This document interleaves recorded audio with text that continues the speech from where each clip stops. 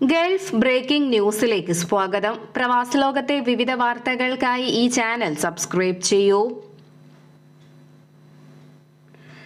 കുവൈറ്റിൽ റെസിഡൻസി നിയമങ്ങളിൽ വരുത്തിയ മാറ്റങ്ങൾ ഉടൻ നടപ്പിൽ വരുമെന്ന് അധികൃതർ അറിയിച്ചു. ഫാമിലി വിസിറ്റ് വിസയുടെ കാലാവധി 1 മാസത്തിൽ നിന്ന് 3 മാസമായി ഉയർത്തുന്നതാണ് പുതുതായി അംഗീകരിച്ച താമസ നിയമത്തിലൂടെ നടപ്പിലാക്കുന്ന പ്രധാന മാറ്റങ്ങളിലൊന്ന്. ആഭ്യന്തര മന്ത്രാലയത്തിലെ റെസിഡൻസി ആൻഡ് നാഷണാലിറ്റി കാര്യങ്ങൾക്കായുള്ള assistant under secretary major general Ali Al Adwani പ്രഖ്യാപിച്ച ഈ മാറ്റങ്ങൾ ഉടൻ തന്നെ നടപ്പിലാക്കും.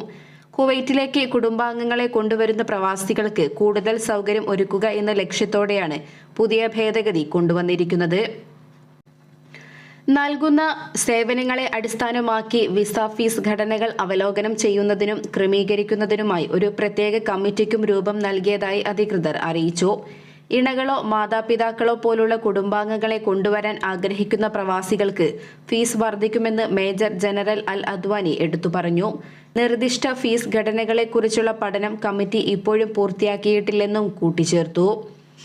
അതിനിടെ വിസ കാലാവധി ലംഘനങ്ങൾ തടയാൻ സഹൽ ആപ്ലിക്കേഷൻ വഴി ആഭ്യന്തര മന്ത്രാലയം കർശന നിരീക്ഷണം ഏർപ്പെടുത്തിയതായും അധികൃതർ കൂട്ടിച്ചേർത്തു. വിസിറ്റ് വിസയിലെത്തിയവരുടെ വിസ കാലാവധി കഴിയാറാകുന്ന സമയത്ത് സന്ദർശകർക്ക് ആപ്പ് വഴി മുന്നറിയിപ്പ് ലഭിക്കും. എന്നിട്ടും നിയമം പാലിക്കാത്തവർക്കെതിരെ സമൻസും തുടർ നടപടികളും ഉണ്ടാകും. പുതിയ നിയമം ഫ്ലെക്സിബിൾ റെസിഡൻസി കാലയളവുകൾ അവതരിപ്പിക്കുന്നുണ്ട്. ഉദാഹരണമായി പ്രൊഫഷണൽ പ്രവാസികൾക്ക് 5 വർഷം വരെയും റിയൽ എസ്റ്റേറ്റ് ഉടമകൾക്ക് 10 വർഷം വരെയും നിക്ഷേപകർക്ക് 15 വർഷം വരെയുമുള്ള റെസിഡൻസി അനുവദിക്കും. പ്രവാസികൾക്ക് നാടുകടത്തിൽ നേരിടേണ്ടി വരുന്ന 3 പ്രധാന വ്യവസ്ഥകളും നിയമം വിശദീകരിക്കുന്നുണ്ട്. വിശ്വസനീയമായ വരുമാന മാർഗത്തിന്റെ അഭാവം, നിയമത്തെ അടിസ്ഥാനമാക്കിയുള്ള മന്ത്രിതല തീരുമാനങ്ങൾ, പൊതുതാൽപര്യം പരിഗണിക്കുന്ന സാഹചര്യങ്ങൾ എന്നീ സന്ദർഭങ്ങളിലാണ് പ്രവാസികളെ നാടുകടത്തലിന് വിധേയമാക്കുക. വിസയിൽ പറഞ്ഞിട്ടുള്ളതല്ലാത്ത ആവശ്യങ്ങൾക്ക് തൊഴിലാളികളെ നിയമിച്ചാൽ 3 മുതൽ 5 വർഷം വരെ തടവും 5000 ദിനാർ മുതൽ 10000 ദിനാർ വരെ പിഴയോ ലഭിക്കും. റെസിഡൻസിയുമായി ബന്ധപ്പെട്ട തട്ടിപ്പുകളിൽ ഏർപ്പെടുന്ന പ്രവാസികൾക്ക് 1 വർഷം തടവോ 1000 ദിനാർ പിഴയോ ആണ് ഉണ്ടാവുക. കമ്പനികൾ സസ്പെൻഷനും ലൈസൻസ് റദ്ദാക്കലും ഉൾപ്പെടെയുള്ള നടപടികളും നേരിടേണ്ടി വരും. 2025 സാമ്പത്തിക വർഷത്തേക്കുള്ള പൊതു ബജറ്റിന് ഖത്തർ അമീർ Sheikh Tamim bin Hamad Al താനി അംഗീകാരം നൽകി. 2024 20-ാം നമ്പർ ഉത്തരവിലൂടെയാണ് ബജറ്റിന് അംഗീകാരം നൽകിയതായി അമീർ വ്യക്തമാക്കിയത്. 2025 സാമ്പത്തിക വർഷത്തേക്കുള്ള ഖത്തറിന്റെ ബജറ്റിൽ പ്രതീക്ഷിക്കുന്ന മൊത്തം വരുമാനം 197 ബില്യൺ റിയാലാണെന്ന് ധനമന്ത്രി അലി ബിൻ അഹമ്മദ് അൽ ഖുവാരി അറിയിച്ചു.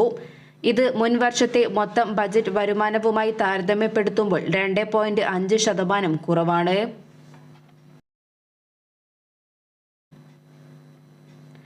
ഔദ്യോഗികമായി പിൻവലിച്ച ഒമാൻ കറൻസികൾ 2024 ഡിസംബർ 31-നകം ബാങ്കിൽ കൊണ്ടുപോയി പകരം പുതിയ കറൻസികൾ സ്വന്തമാക്കണമെന്ന് ഒമാൻ ബാങ്ക് അധികൃതർ ജനങ്ങൾക്ക് മുന്നറിയിപ്പ് നൽകി. ഈ വർഷം അവസാനത്തോടെ നിരോധിക്കപ്പെടാൻ പോകുന്ന കറൻസികൾ സാധുവായ കറൻസികൾക്ക് പകരമായി വാങ്ങണമെന്നാണ് നിർദ്ദേശം. ചില നോട്ടുകൾ പിൻവലിക്കാനുള്ള സർക്കാർ തീരുമാനത്തിന്റെ പശ്ചാത്തലത്തിൽ ഡിസംബർ 31-നോ അതിനു മുമ്പോ തൊട്ടടുത്തുള്ള ബാങ്ക് ബ്രാഞ്ച് സന്ദർശിച്ചോ അല്ലെങ്കിൽ ഏതെങ്കിലും CDM ലൊക്കേഷനിൽ നിക്ഷേപിച്ചോ അവ മാറ്റിയെടുക്കണം. ഈ തീയതിക്ക് ശേഷം പിൻവലിക്കപ്പെടുന്ന നോട്ടുകൾ എവിടെയും സ്വീകരിക്കില്ലെന്ന് ഉപഭോക്താക്കൾക്ക് അധികൃതർ മുന്നറിയിപ്പ് നൽകിയിട്ടുണ്ട്. ചില പ്രത്യേക കറൻസികൾ പ്രചാരത്തിൽ നിന്നും പിൻവലിക്കുമെന്നും അവ നിയമപരമായി ഉപയോഗിക്കാനാകില്ലെന്നും സെൻട്രൽ ബാങ്ക് ഓഫ് ഒമാൻ നേരത്തെ പ്രഖ്യാപിച്ചിരുന്നു. പണം ഇടപാടുകളുടെ സുരക്ഷ വർദ്ധിപ്പിക്കുകയും കള്ളനോട്ടുകൾ തടയുകയും ചെയ്യുക എന്ന ലക്ഷ്യത്തോടെയായിരുന്നു ഇത്. ഡിസംബർ 31-ന് ശേഷം ഈ നോട്ടുകൾക്ക് മൂല്യമുണ്ടാകില്ല. അവയ്ക്ക് നിയമപരമായ സാധുത ലഭിക്കില്ലെന്നും അധികൃതർ വ്യക്തമാക്കി. കാലാവധി കഴിഞ്ഞ നോട്ടുകൾ അതിനുശേഷം ഉപയോഗിക്കുന്നത് നിയമവിരുദ്ധമാണ്. ഉപയോഗത്തിൽ നിന്നും പിൻവലിക്കുന്ന നോട്ടുകളിലെ 1995-ലെ 5-ാം എഡിഷൻ കറൻസി നോട്ടുകളും ഉൾപ്പെടുമെന്ന് അധികൃതർ വ്യക്തമാക്കി. നവീകരിച്ച് ഇറക്കിയ 2000-ന്റെ ബാങ്ക് നോട്ടുകൾ, 2005-ൽ ഇറക്കിയ 1 റിയാൽ സ്മാരക ബാങ്ക് നോട്ടുകൾ, 2010-ലെ 20 റിയാൽ സ്മാരക ബാങ്ക് നോട്ട്, 2011-2012 വർഷത്തെ പുതുക്കിയ നോട്ടുകൾ, 2019-ലെ 1 റിയാൽ സ്മാരക ബാങ്ക് നോട്ടും നവീകരിച്ച 50 റിയാൽ ബാങ്ക് നോട്ടും ഉൾപ്പെടും. ഒമാനിൽ പ്രവർത്തിക്കുന്ന എല്ലാ ബാങ്കുകളോടും മേൽപ്പറഞ്ഞ ബാങ്ക് നോട്ടുകൾ സ്വീകരിക്കാനും അവയ്ക്ക് പകരം മേൽപ്പറഞ്ഞ കാലയളവിൽ 6-ാമത്തെ ലക്കത്തിന്റെ ബാങ്ക് നോട്ടുകൾ നൽകാനും സെൻട്രൽ ബാങ്ക് ഓഫ് ഒമാൻ നിർദ്ദേശിച്ചു. പൊതുജനങ്ങളിൽ നിന്നും ഈ നോട്ടുകൾ സ്വീകരിച്ച് ഒമാനിലെ പ്രവർത്തിക്കുന്ന ബാങ്കുകളിൽ നിക്ഷേപിക്കാൻ എല്ലാ സ്ഥാപനങ്ങളോടും ചില്ലറ വ്യാപാരികളോടും CBO നിർദ്ദേശിക്കുകയും ചെയ്തിട്ടുണ്ട്. ദുബായ് രാജകുടുംബത്തിലെ മറ്റൊരു അംഗം കൂടി UKയിലെ പ്രശസ്തമായ റോയൽ മിലിറ്ററി അക്കാദമി സ്റ്റാൻഡ്ഹസ്റ്റിൽ നിന്നും മികച്ച ബിരുദം നേടി. ഇത്തവണ ദുബായ് ഭരണാധികാരി Sheikh Mohammed bin Rashid Al മക്തൂമിന്റെ ചെറുമകൻ Sheikh Mohammed bin Rashid bin Mohammed bin Rashid Al മക്തൂമാണ് ഈ നേട്ടം സ്വന്തമാക്കിയത്.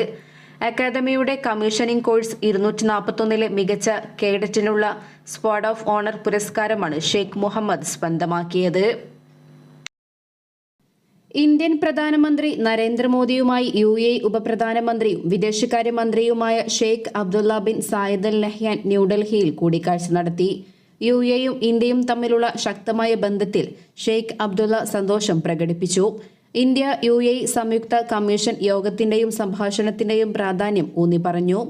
ഇരു രാജ്യങ്ങളുടെയും തന്ത്രപരമായ പങ്കാളിത്തം കൂടുതൽ ശക്തിപ്പെടുത്തുന്നതിനും വികസന മുൻഗണനകളെ പിന്തുണയ്ക്കുന്നതിനുമുള്ള പ്രാധാന്യവും വ്യക്തമാക്കി.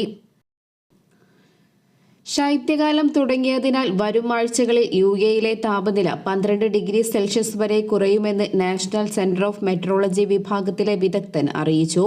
കൂടാതെ വരും ദിവസങ്ങളിൽ മഴയ്ക്കും കാറ്റിനും സാധ്യതയുണ്ടെന്നും കാലാവസ്ഥാ നിരീക്ഷണ വകുപ്പ് വ്യക്തമാക്കി. ഡിസംബർ 16 മുതൽ രാജ്യത്ത് വടക്ക് പടിഞ്ഞാറൻ കാറ്റും തണുത്ത അന്തരീക്ഷ ഈർപ്പവും അനുഭവപ്പെടും. ഇത് ക്രമേണ താപനില കുറയുന്നതിന് കാരണമാകും. വരും ദിവസങ്ങളിൽ UAEയിൽ പരമാവധി താപനില 25-26 ഡിഗ്രി സെൽഷ്യസും കുറഞ്ഞ താപനില 12 ഡിഗ്രി സെൽഷ്യസുമായിരിക്കും.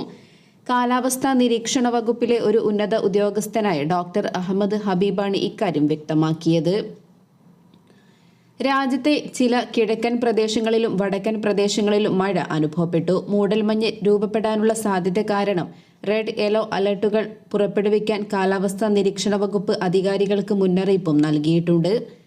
അതേസമയം വാരാന്ത്യത്തിൽ കൂടുതൽ മഴയ്ക്ക് സാധ്യതയുണ്ട്. ഭാഗികമായോ ഇടവിട്ടോ മേഘാവൃതമായിരിക്കും. അൽ ഐൻ പോലുള്ള കിഴക്കൻ പ്രദേശങ്ങളിലും റാസൽ ഖൈമ പോലുള്ള വടക്കൻ പ്രദേശങ്ങളിലും മഴയ്ക്ക് സാധ്യതയുണ്ട്. എല്ലാവരും ജാഗ്രത പുലർത്തുകയും മുൻകരുതൽ നടപടികൾ സ്വീകരിക്കണമെന്നും അധികൃതർ മുന്നറിയിപ്പ് നൽകി.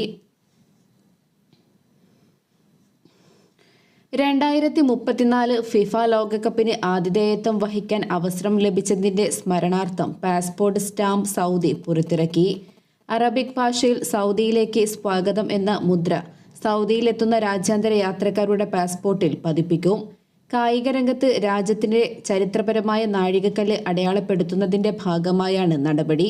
കായിക മന്ത്രാലയം, പാസ്പോർട്ട് വിഭാഗം എന്നിവയുമായി സഹകരിച്ച് ആഭ്യന്തര മന്ത്രാലയമാണ് സ്റ്റാമ്പ് പുറത്തിറക്കിയത്.